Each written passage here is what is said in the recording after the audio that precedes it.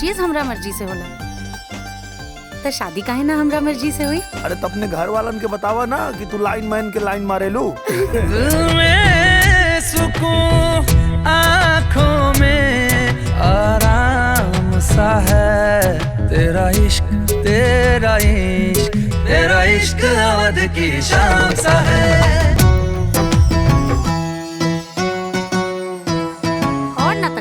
हम अपना पापा के शेर बेटा हैं। हमके उथीन मन चाहिए, जूसर मिक्सर ग्राइंडर, हमके ना 4 बर्नर वाला चाहिए।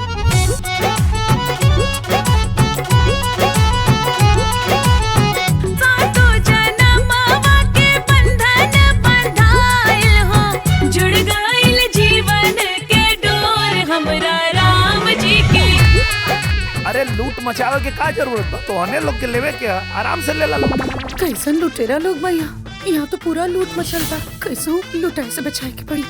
इहो नहीं के सोचत कि मायका वाला लोग अपना बेटी के सब सामान इतना प्यार से काहे देबे। 2 महीना चले वाला सामान के हाथ गोड़ मुंह में पोत के और घर वाला 5 मिनट में खत्म कर देला।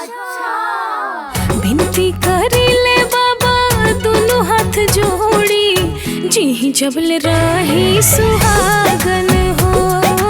दुनिया के लोग अपना बेटी के इलेक्ट्रॉनिक के सामान यहीं से देला ताकि ओकरा के आसानी होके। बाकी यहाँ तो सब गटरिया के रखल बा ऊपर। बहुरिया तनी चीनी ले ले आइए, चाहवा फीका लागता।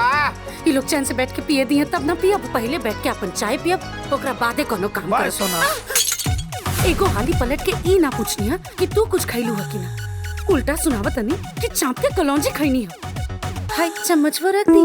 गजब मेरा रुबिया भाई, कोना बात पे कब भड़क जाई समझे में नहीं क्या आवत। सासू बोले बिखही बोली, गाछा पर चढ़ के ननदी बोले बिखही बोली, छाजा पर चढ़ के जितने मुंह उतने फरमाइश, इहे हम देखता नौकर चाकर राखी ना बहू चाही खानदानी।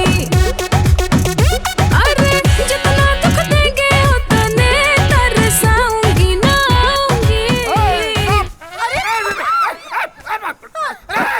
तोरा खातिर कलौजी हम चुरा के रख ले बानी।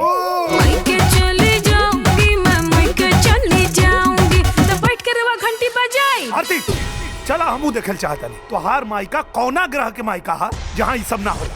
सब तो हमार दिया ये गइल बा, बाकी अपन सिकड़ी ना देब। मत कहीं हमरा के बेटी। तू हमनी के घर के प्रतिष्ठा बाड़ू। तोहार भी नहीं घर बार बहुत सोन लागता। अरे हमरा के घर पे गणेश ना चाहिए। हमके बस अपना घरे जाए के बा। बिना बोलौले गौरा नहीं हर मत जाई हा, आदर ना होई है तोहार। देखा तेरा अपन मन मत बढ़ावा।